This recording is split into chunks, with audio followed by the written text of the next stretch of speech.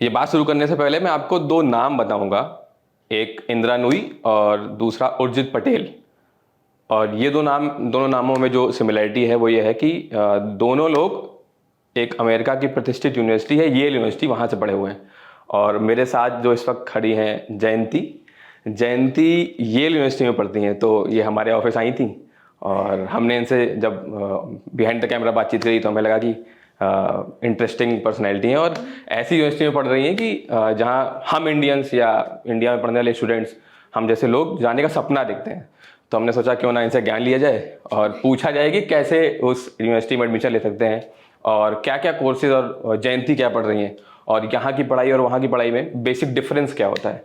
तो वेलकम जयंती, धन्यवाद। अपने बारे में थोड़ा बताइए आप। हाँ जी, तो नमस्ते, मेरा नाम जयंती गुप्ता है। मैं अपने अभी प्रथम वर्ष ख़त्म किया है येल यूनिवर्सिटी में। मैं अभी स्टैटिस्टिक्स और डेटा साइंस और ग्लोबल अफेयर्स में डबल मेजर करने का सोच रही हूँ।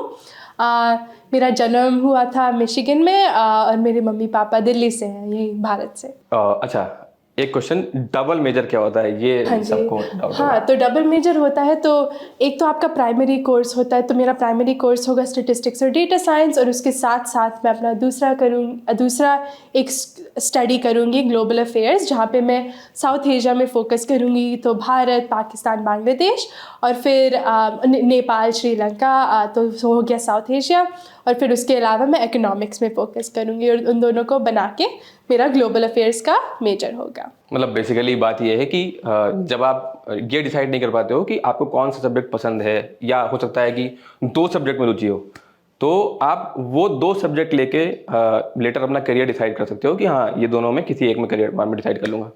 तो जयंती, डेटा साइंस इन पर्टिकुलर जैसे हाँ। इंडिया में बहुत बूम है, मतलब जॉब फील्ड में तो लोग ऐसा बोलते हैं कि आपके पास अगर डेटा साइंस का कोर्स है तो अच्छी जॉब और अच्छी सैलरी वाली जॉब मिलेगी। हाँ, बिल्कुल। तो डेटा साइंस के बारे में बताइए, जो आप पढ़ रहे हो एज अ सब्जेक्ट। हाँ, तो डेटा साइंस एक काफ़ी ब्रॉड सब्जेक्ट एरिया है। तो मैं स्पेसिफिकली डेटा साइंस और स्टैटिस्टिक्स में पढ़ रही हूँ, तो उसका इम्प्लीमेंटेशन काफ़ी चीज़ों में करा जाता है। और अभी जैसा जैसा ये जो दुनिया है, पूरी दुनिया डिजिटलाइज हो रही है और ग्लोबलाइज हो रही है, तो उसकी वजह से डेटा साइंस और भी उसका ज़्यादा महत्व बढ़ रहा है पूरी दुनिया में। और जैसे कि अब इंडिया देख रहे हो, इंडिया अब ज़्यादा ग्लोबलाइज हो रही है। टेक्नोलॉजी और स्टैटिस्टिक्स का भी काफ़ी इम्प्लीमेंटेशन इंडिया में हो रहा है। मैंने भी एक स्पॉटिफाई की एक बंदी से बात किया और उन्होंने बताया कि इंडिया में खासकर डिजिटलाइजेशन और भी जल्दी हो रहा है। और मैं भी एक रिसर्च प्रोजेक्ट भी कर रही हूँ उसके बारे में कि कैसे ये इनफॉर्मल जो इकोनॉमी है इंडिया में, वो कैसे फॉर्मलाइज हो रही है, पेटीएम और वगैरह वगैरह, डिजिटल एप्लीकेशंस के दौरान। मतलब बेसिकली बात यह है कि जहाँ जहाँ आजकल एआई या डेटा का यूज़ है, जो कि हम डेली लाइफ में देख रहे हैं, मतलब अगर आप इंस्टाग्राम या फेसबुक या सोशल मीडिया या कुछ भी फॉर दैट मैटर चला रहे हो, तो वो पूरा डेटा पे चल रहा है। मतलब आप क्या लाइक करते हो, कितने लाइक करते हो, हाँ क्या क्या सर्च करते हो, सब डेटा पे बेस्ड है। तो उससे रिलेटेड पढ़ाई जयंती कर रही है। और उस वजह से कंपनीज भी काफ़ी अपना स्ट्रैटेजी और अपने प्रोडक्ट्स उस स्टैटिस्टिक्स से वो अपने प्रोडक्ट्स डिज़ाइन कर रहे हैं। मीडिया भी काफ़ी इन्फ्लुएंस हो रहा है उन्हीं स्टैटिस्टिक्स की वजह से। तो ये काफ़ी इम्पोर्टेंट फील्ड है आज के ज़माने में। एक बेसिक क्वेश्चन, हम इंडियंस अगर येल में पढ़ना चाहें तो कैसे पढ़ सकते हैं?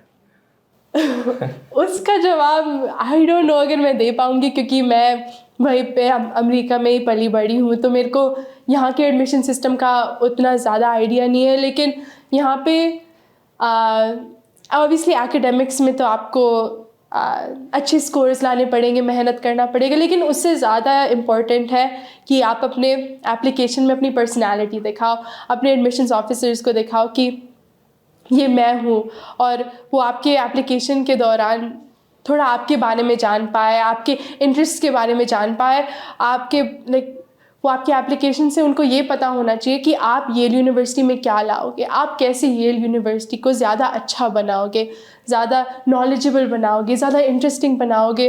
तो वो आपको अपनी एप्लीकेशन में बताना पड़ेगा। और उसके अलावा तो बस आप अप्लाई कीजिए। मतलब यू हैव टू प्रूव कि आप येल में पढ़ने आ रहे हैं। तो क्यों पढ़ने आ रहे हैं, हाँ मतलब जी, क्या हाँ। रीजन हो सकता है, आप इन करियर आगे क्या करेंगे और क्या नहीं। हाँ। अच्छा जयंती, एक बहुत बेसिक सवाल होता है जो हम लोगों के मन में होता है कि इंडिया का जो एजुकेशन सिस्टम, हाँ, जो हम लोग यहाँ पढ़ रहे हैं, यहाँ की यूनिवर्सिटी, यहाँ के स्कूल, और अमेरिका की येल जैसी यूनिवर्सिटी, हाँ, तो वहाँ के एजुकेशन सिस्टम में क्या डिफरेंस होता है? एजुकेशन सिस्टम में तो मैं यहाँ के एजुकेशन सिस्टम के बारे में ज़्यादा तो नहीं जानती हूँ, जो भी मम्मी पापा ने बताया है वही जानती हूँ। हाँ तो वही है। हाँ तो वही है। हाँ तो बिल्कुल, हाँ तो अलग सबसे जो मैंने अभी तक मेरे को समझ में आया वो सबसे अलग बात ये है कि अमेरिका में मैंने काफ़ी इंडिविजुअलिस्टिक कल्चर है, और जैसे कि मेरे को पढ़ने जाने के लिए मेरे को 700-800 मील दूर जाना पड़ा, लेकिन यहाँ भारत में जैसे मेरी मम्मी जब कॉलेज गई थी उन्होंने सिर्फ 1-2 किलोमीटर की दूरी पर वो कॉलेज गई थी। तो ये सबसे बड़ा डिफरेंस है कि यहाँ भारत में कलेक्टिविस्ट कल्चर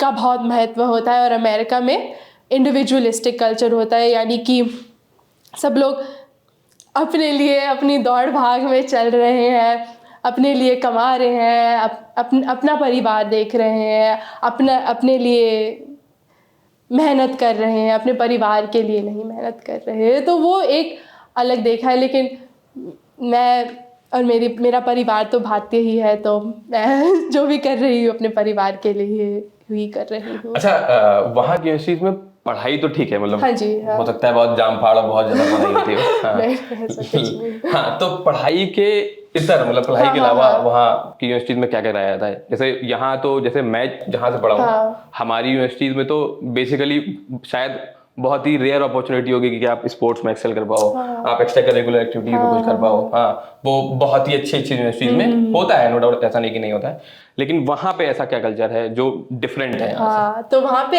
एक शब्द है एक्स्ट्रा करिकुलर और क्लब्स, तो उनका बहुत बहुत महत्व होता है कॉलेज लाइफ पे। तो ज़्यादातर लोग 1, 2, 3, 4, 5 काफ़ी सारी एक्स्ट्रा करिकुलर्स में इन्वॉल्व है। काफ़ी लोग जॉब्स भी करते हैं या रिसर्च करते हैं, जैसे कि मैं भी रिसर्च करूँगी इकोनॉमिक्स में। मैं क्लब्स में भी इन्वॉल्व हूँ। तो क्लब्स का मतलब होता है स्टूडेंट ऑर्गेनाइजेशंस या स्टूडेंट ग्रुप्स। तो फाइनेंशियल स्टूडेंट्स ग्रुप होते हैं, इकोनॉमिक्स होते हैं, डांस टीम्स को भी उसी ग्रुप में लिया जाता है, स्पोर्ट्स, तो ये सब एक्स्ट्रा करिकुलर्स काफ़ी किए जाते हैं। लाइक हम स्टूडेंट्स काफ़ी करते हैं ये एक्स्ट्रा करिकुलर्स, और काफ़ी इन्वॉल्व रहते हैं नए सब एक्स्ट्रा करिकुलर्स में। उसके अलावा तो हाँ, बस ये एक्स्ट्रा करिकुलर्स बहुत स्टूडेंट्स करते हैं, क्योंकि जैसे येल और ज़्यादातर यूएस के कॉलेजेस रेजिडेंशियल होते हैं, तो वहीं पे रहते हैं, वहीं पे खाते हैं, वहीं पे सब कुछ करते हैं, तो उसकी वजह से हमारे पास समय ज़्यादा होता है, और उसकी वजह से फिर हम एक्स्ट्रा करिकुलर्स में भी ज़्यादा इन्वॉल्व रहते हैं। मतलब कुल मिला के बात ये है कि पढ़ाई तो करनी है, लेकिन जीवन जो बनना है वो पढ़ाई से इतर जो चीज़ कर रहे हो आप उससे बनना है। मतलब जयंती से तो सुन के यही मुझे समझ में आया, और शायद आपको भी यही समझ में आया होगा। तो जयंती से जो बातचीत थी और येल के जो किस्से हैं वो आपको कैसे लगे आप हमें बताइएगा, और अगर ऐसा कोई आता है तो हम आपके सामने वो बातचीत रखते रहेंगे। तब तक देखते रहिए द 11 टॉप। Thank you.